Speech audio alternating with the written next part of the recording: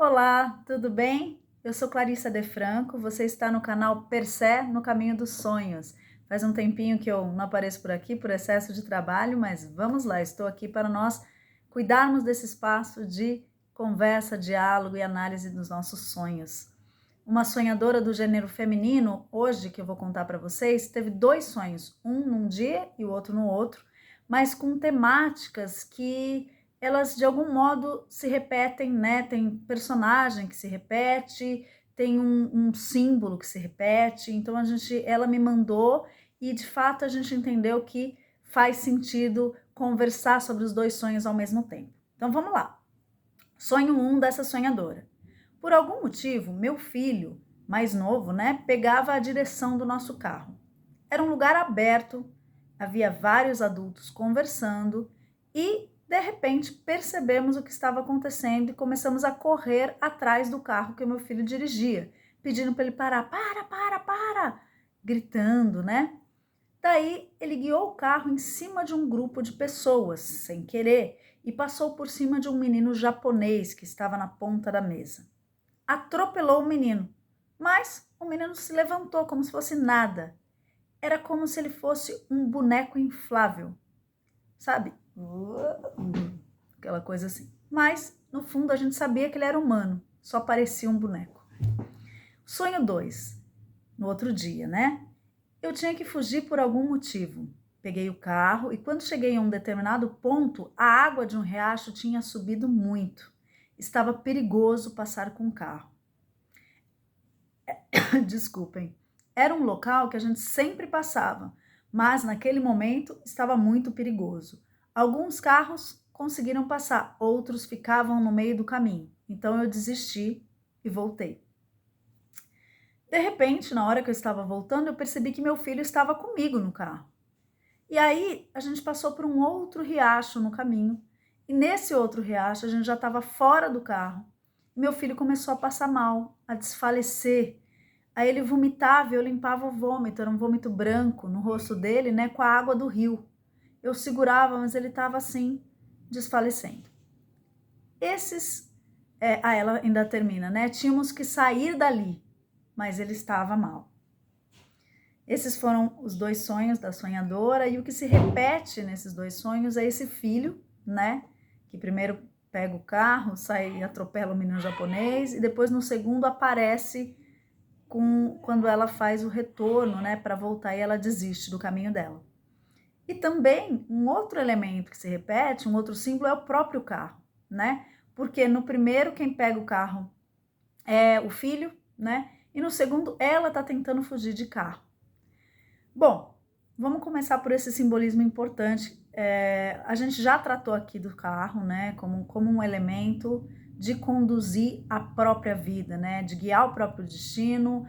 Também tem essa questão de acelerar, né, de você poder, uma questão de controle também, né, de adrenalina, de poder, e essa questão de quando a gente está muito acelerado, né, porque o carro ele tem essa possibilidade, essa perspectiva de acelerar uma máquina que a gente está ali no controle da nossa vida. Tanto é que muitas vezes a gente vê no trânsito gente que se transforma, né, que vira poderosérrima e que sai falando horrores e que sai porque o carro tem disso, né, tem essa potência que acaba tendo um pouco de status e ao mesmo tempo ela nos pega em setores um pouco mais irracionais, né? E que a gente acha que está controlando e guiando, uma certa arrogância, são traços aí do ego que acham que controlam a vida, né?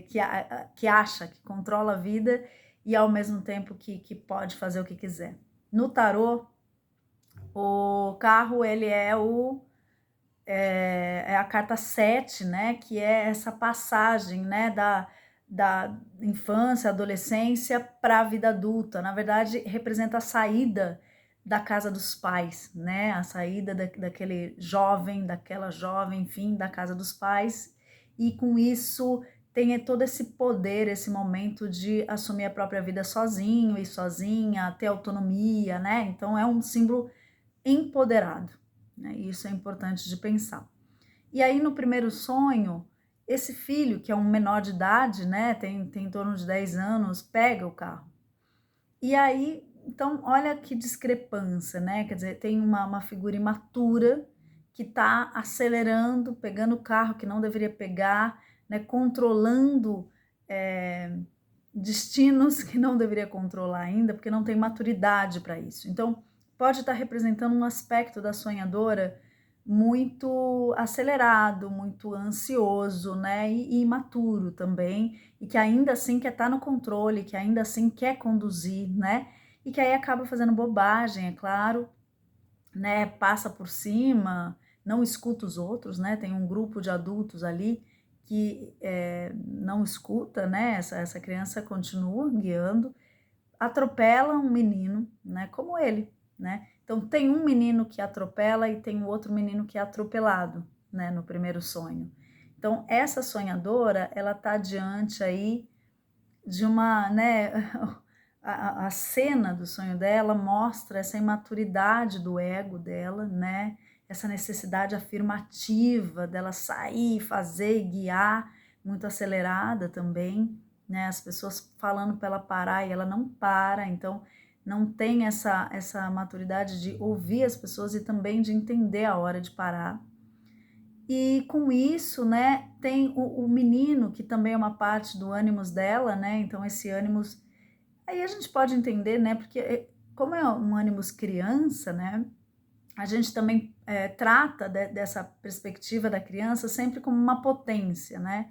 A criança, em geral, ela traz ali uma possibilidade do novo e tal, florescer. No entanto, essa criança do sonho, ela né, a principal, que é o filho dela na vida desperta, mostra realmente esse aspecto mais imaturo. E são dois meninos, por isso que a gente coloca que também está trazendo um aspecto de um ânimos imaturo dessa sonhadora. Então, esse lado masculino dessa sonhadora está imaturo, né? Ela não está conseguindo fazer as ações dela de uma maneira equilibrada, né? Assertiva. Ela está fazendo de uma maneira atropelada, passando por cima de outras pessoas. E aí esse menino japonês é interessante, né? Eu conversando com a sonhadora, eu falei, mas de onde surgiu esse menino japonês, né? E aí ela falou que ela assistiu num programa, o programa do Huck, do Luciano Huck, algo dos pequenos gênios. E aí tinha um menino japonês que ela achou que era fantástico, assim, que tinha, né, muita habilidade, acho que matemática e algo assim, que o menino era incrível. E ela ficou com aquilo na cabeça, ela falou, nossa, esse menino não é humano, né? Como é que consegue fazer tudo isso? Isso não é coisa de ser humano. E aí o sonho coloca também essa perspectiva, né, de ser humano, mas é um boneco inflável, né, atropelado, passa por cima, mas depois levanta como se não tivesse acontecido nada, né? Então, essa parte do sonho traz esse resquício do que essa sonhadora pensou e viu ali diante de uma máquina, né, que ela interpretou assim, né, aquele menino japonês que pode ser interpretado como uma máquina.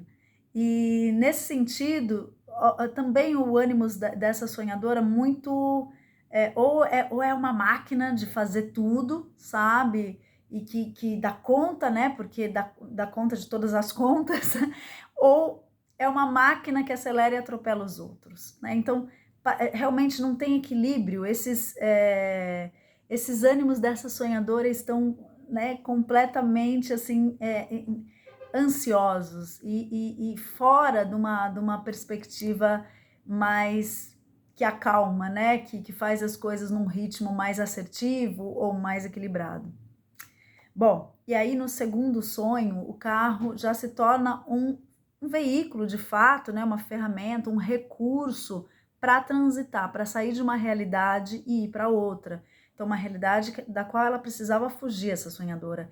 E ela não sabe por quê, mas ela precisa sair dali. Então, essa perspectiva de quando a gente está com a psique muito sufocada, né?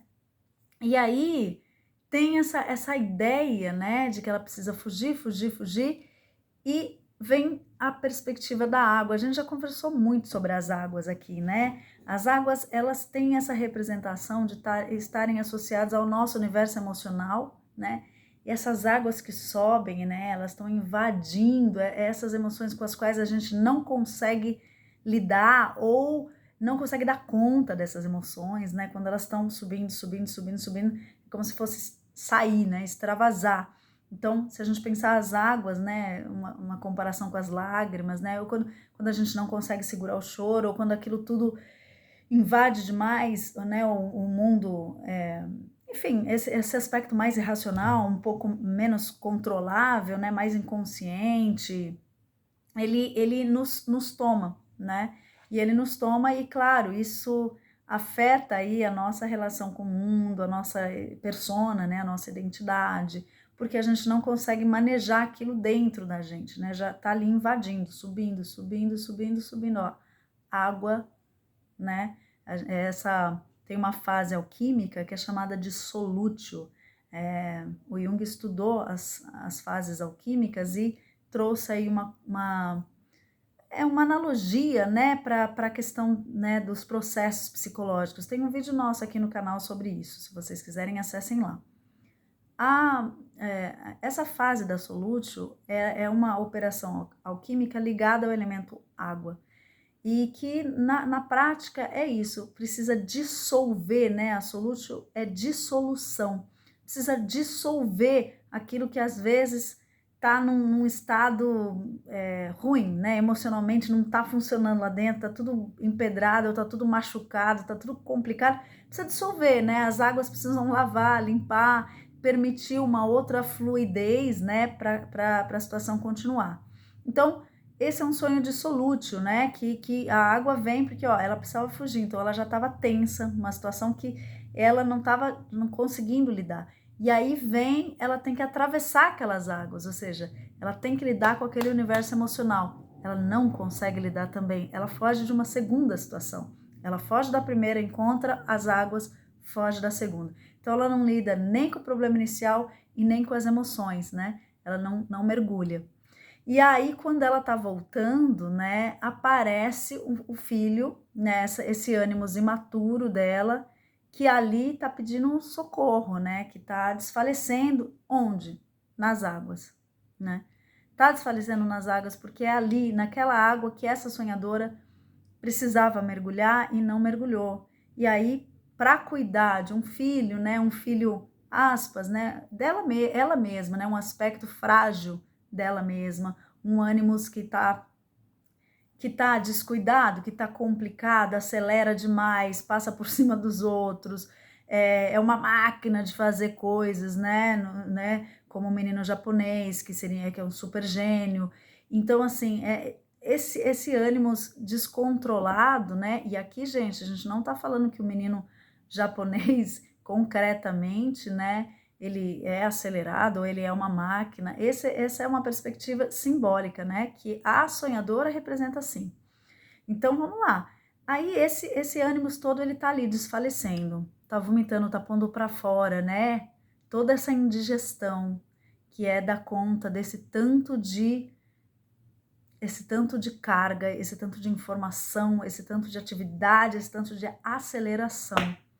Então, esses sonhos, né, estão indicando para a sonhadora o quanto ela precisa cuidar um pouquinho mais, né, desse ritmo dela, né, o quanto ela precisa parar, né, parar, chorar um pouco nas águas, deixar dissolver um pouquinho, enfrentar esse inconsciente, né, sem controle, né, abrir mão do controle mesmo, né? E para poder permitir uma integração do ânimos com a ânima. Ela está nos dois sonhos, mas você vê que ela é uma observadora praticamente do primeiro sonho, né? Ela fica lá, filho, volta, para, junto com os outros adultos que estão só observando, quer dizer, a parte adulta dela, ela mesma, se pensar na dimensão ânima-ânimos, né? Que a gente sempre trabalha com eixos, né? Complementares, a ânima está completamente apagada ali, aquela né, essa parte afetiva não está dando conta desse universo acelerado e imaturo, né? E no segundo sonho, embora ela seja mais protagonista, né, ela também não consegue pela via né, ela tenta fugir e depois ela desiste, quer dizer, ela não vai para um lugar nem para outro. Ela não consegue sair do lugar, na verdade, né? Então, essa sonhadora, ela tá muito desvitalizada e desequilibrada nessa relação ânimos e ânima, né? Então, desse masculino e nesse feminino. Ela precisa aprender, né, a abrir mão do controle, precisa olhar para essas águas, mergulhar sem controlar essas águas, né? Aceitar que ela pode, de repente, se perder, e que isso faz parte do caminho, né? E que o que ela está fazendo talvez tenha uma consequência mais grave, né? Ela está atropelando pessoas. É claro que é totalmente figurativo no sonho, nem chega a matar, né? Quer dizer, não é um atropelamento de fato, né? Com morte, não é uma coisa nesse sentido. No entanto, é uma mostra do quanto essa sonhadora está num desequilíbrio mental / emocional, né? As águas emoções que estão invadindo e a primeira aí, né? O menino máquina mostrando esse mental dessa sonhadora. Então, é isso. Espero que essa sonhadora consiga assistir, né? E se entregar um pouquinho mais para o fluxo da vida, né? Para confiar um pouquinho mais, que as coisas, né, tem aí uma sabedoria que não nos cabe muitas vezes, né? É claro que nós fazemos parte dessa sabedoria, estamos aqui também junto, construindo, né? Mas não tá tudo na nossa mão, não adianta a gente puxar a rédea o tempo todo, acelerar, acelerar, acelerar. Isso, enfim, né? Os sonhos estão aí para mostrar para ela que tem um aspecto meio desfalecido dentro dela, né? Que tá precisando de cuidado, que precisa ser lavado com essas águas, né? Com essas emoções. Então, deixar isso vir de uma maneira mais espontânea, autêntica, mais fluida, né? Sem tanto controle. Talvez ela não precise fugir para fora, mas para dentro. Essa foi a nossa leitura, né? Conversa sobre sonhos de hoje. Espero que vocês tenham gostado. Quem quiser me mandar sonho, eu estou disponível no clarissadefranco@hotmail.com. Muito obrigada. Tchau!